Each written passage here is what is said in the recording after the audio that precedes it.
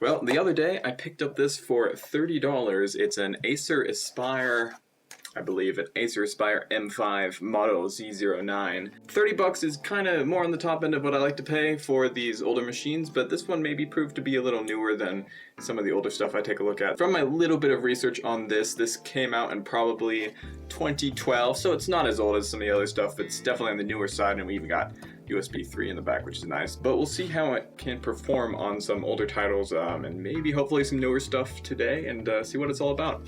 Other than that, pretty sleek looking design here. Actually, I really like the design. When we open it up and take a look at the inside, you'll kind of see why I like the inside too. It's pretty sleek for its time.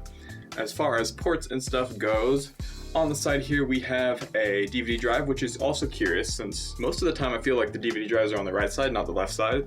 So that's an interesting change. Not really a whole lot here on the right side, but we do have a SD card reader, headphone audio jack, and our power button's on the front there, which is also another weird positioning for the power button, rather than being on the inside where the keyboard is, having it there. I don't have many devices that do that. On the back here, nothing too special, not easily accessible for RAM changes and stuff. Not sure that motherboard does support that, but we do have our Windows 7 Premium license there. So this originally did come with Windows 7, though I can tell you for sure it doesn't anymore. On the back, we have our power barrel, 2 USB A3s, HDMI, RJ45, and a Kensington lock.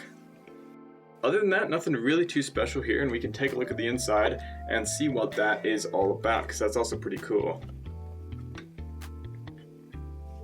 So yeah, opening it up for the first time, especially from the top-down camera here, you can see the keyboard was one of the first things that stood out to me. It's pretty spacious, let's say, between the keys. Much more so than a lot of the laptops I take a look at, and definitely like regular keyboards and stuff, even the one I have on my desk. This seems to be very wide key travel, let's say, between the keys, which is an interesting choice there. Of course, we have our squished down arrow keys there. We have the Intel Core i5 sticker here, so we have an i5, and of course originally we were running Windows 7, as we saw below. Dolby Home Theater, professionally tuned, so maybe some goodish speakers, at least for 2012. Pretty standard here on the keyboard front.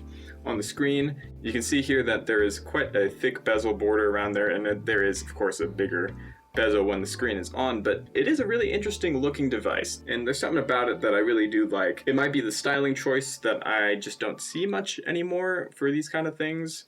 I don't know, it strikes me as being a little different from what I'm used to, and I kind of like that. I kind of like the change of pace there. Anyway, I was told that there was a Linux distro in here, so maybe we can get in there and check some things before we try to switch over to some Windows distro and run some CD-ROM games. Let's turn this on here with the power button at the bottom. Okay, well cool. No password right into the desktop here, it looks like, and something popped up. My trackpad doesn't work, but my keyboard seems to work, so that's interesting. Maybe it's this trackpad disable here. Oh, yeah, there it was. Cool.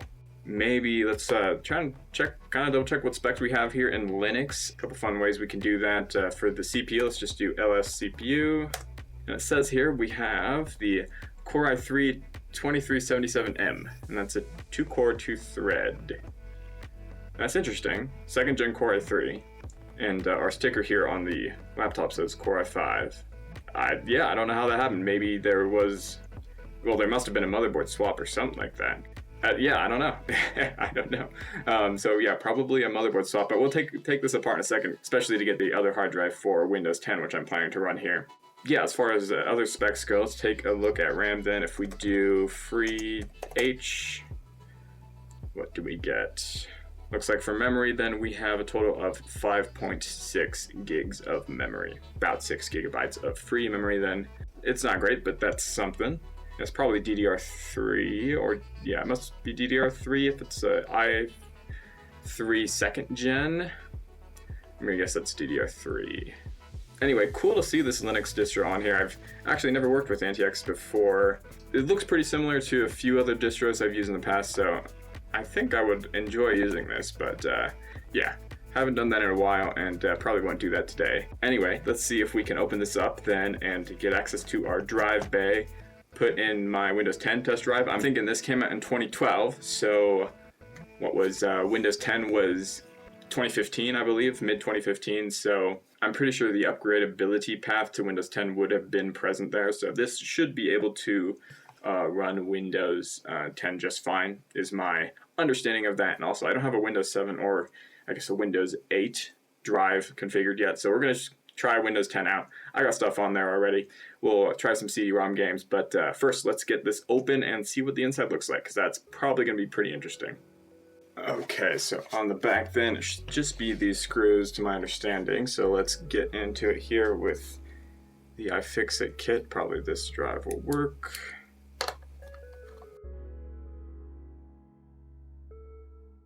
Luckily, I think all these screws are the same length and size, so they look all to be the same. I did not order them correctly here on my table, so hopefully that just does not matter and I can put them wherever.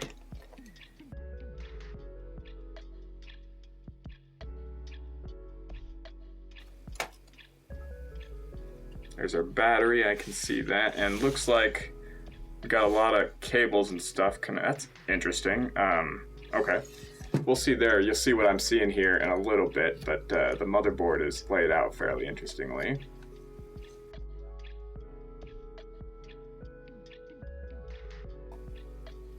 And looks like we have a ribbon cable connected to the keyboard there that I need to detach. Okay, now I think I can bring the top and at least rotate it here, and we can get a better look at what's going on in the inside. So that's pretty interesting, isn't it?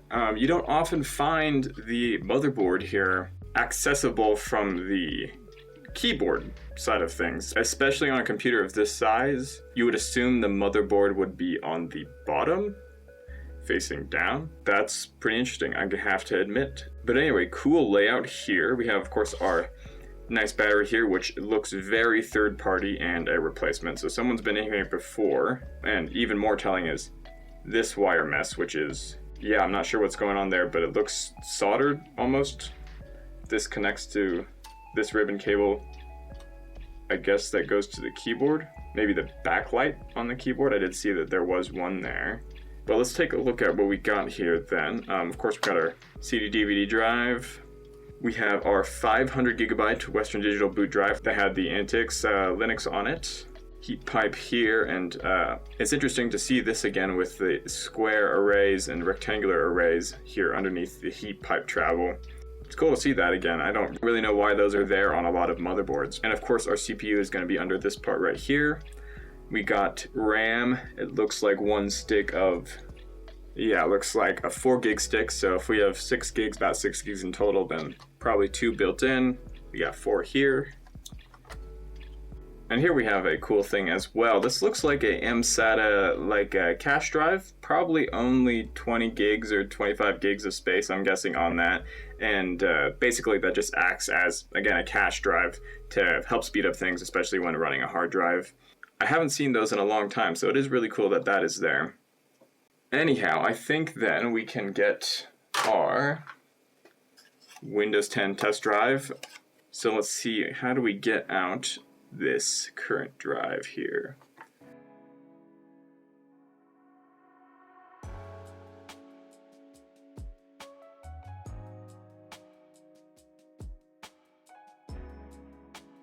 Okay, well, here we are in Task Manager. We're just going to verify what we saw in Linux. We have our i3 2nd Gen, 2-core, 4-thread, so we do have hyper-threading there, which is interesting because I don't remember seeing that in Linux, but I might have been looking at the wrong place. And for RAM, we got 6 gigs of DDR3. Cool. And of course, here is our tiny cache SSD. It's 18.6 gigs, so 20 gig SSD. Cool to see that. And of course, this is our main drive here with Windows 10. So interesting there. Let's try some stuff out then and see how this works. Well, this is not a great start. It did take like 5 minutes here to even, well, we're not even fully loaded, but to load the Epic Games stores. So I'm not hopeful that we can run any modern stuff like Fortnite, for instance, which I think this is even below the minimum spec requirements, which I think calls for a 3rd Gen i3, and we have a 2nd. So yeah, let's not run any modern stuff here, and let's just skip right over to some of the older titles here. And of course, to start it off, let's start with Republic Commando, like usual. That's kind of my go-to benchmark right now for running these older titles. Let's open up our left side disk drive.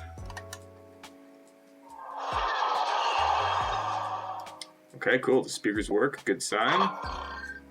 It is good to know too that I did get drivers installed for this machine specifically for the processor and some of the other stuff here, and of course Windows 10 is fully up to date as much as it can be, so it should be running at maximum performance, quote unquote, there. But cool, looks like we are kind of in. Let's see if we can get full screen going. The highest we are able to go is 1600 by 1200. All highest settings, apply, let's see what that looks like. Okay, yeah, and we're getting about 30 FPS there. Very cool. Yeah, looks like we're not maintaining that 30 FPS here in this new scene that just showed up. We're definitely in the low 10s, and this guy's just standing still. Okay, got him. I do know this in most of my videos, but 30 FPS for these kind of games was widely acceptable and feels fine, especially for these things where you're not playing against another like real person. You're just playing against bots. Really, the target here would be consistent 30, if not more, with this quote-unquote newer, more powerful hardware. Though, yeah, we're not getting that 30, and there's too many egregious dips into the single digits here, like right there, and I can't see what I'm doing. Probably gonna end up dying here, unfortunately, but let's turn down the resolution a bit, or actually let's turn down the textures and stuff a bit and see if maybe that'll help and we can keep playing on this resolution. Okay, so we're back at it here, and actually I had to restart the game in order to take effect some of the changes here. Oh, wow, dip into the 9 there.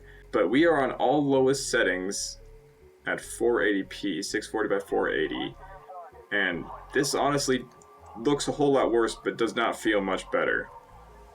And I'm not quite sure why that is. We still get egregious dips into the low 10s.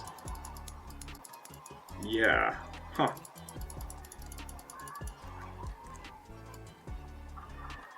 Okay, maybe it's it's definitely a little better.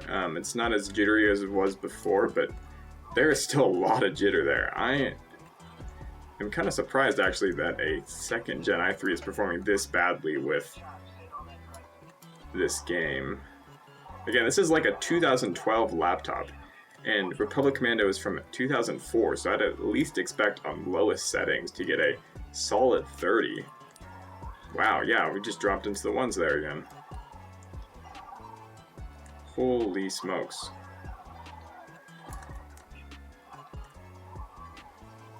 Wow, we just got 4 FPS there, dropping to 4 FPS. Wow. But maybe it's just this game. Maybe a different game will perform better. So there's always hope there, and we'll try out another older title. There is no way this is playing Fortnite if this can't play Republic Commando, so luckily I did not waste my time trying to update and play Fortnite, since that is clearly just not going to run. It's a shame though, because this laptop, it looks really cool, and I don't know about you guys, but the styling is really growing on me. I do like how it looks quite a bit, really. I don't know what it is, yeah, but I do enjoy the look of it. And of course you can see here the bezels are fairly big, and of course we have bigger bezels here as well, but yeah, you know, it doesn't look too bad. It looks kind of interesting actually, and I do like it.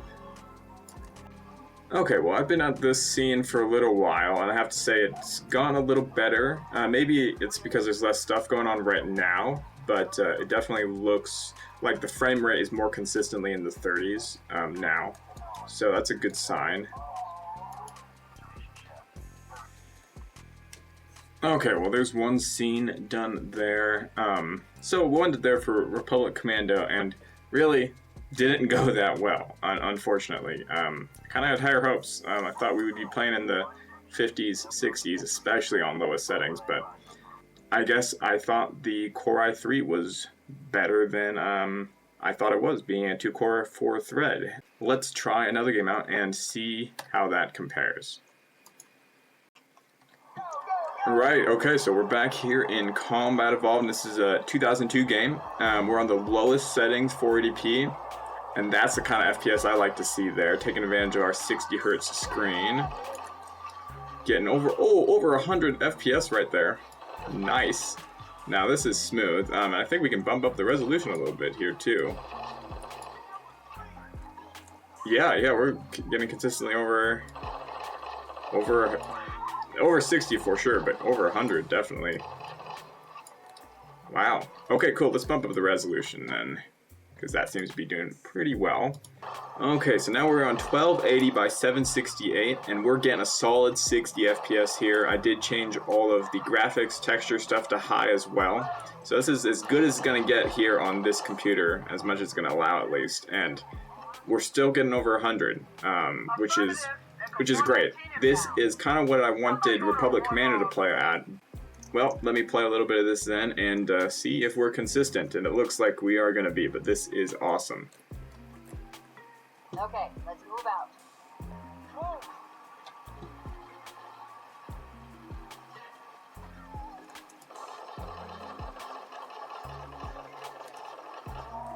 Don't let them lock the doors. Second squad, ready to roll as soon as everybody's touched. I like how there's just this this guy standing behind the door, waiting for it to open, and he's gonna come for me. Oh, he's gone. He just disappeared. He's not there anymore.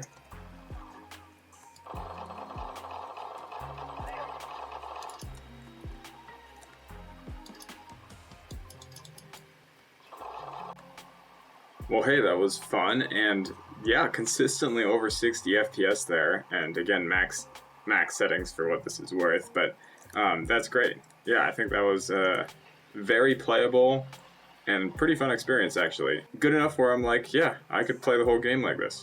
Alrighty, well, let's run 3D Mark 05, see what kind of score we get, and then wrap this video up real quick.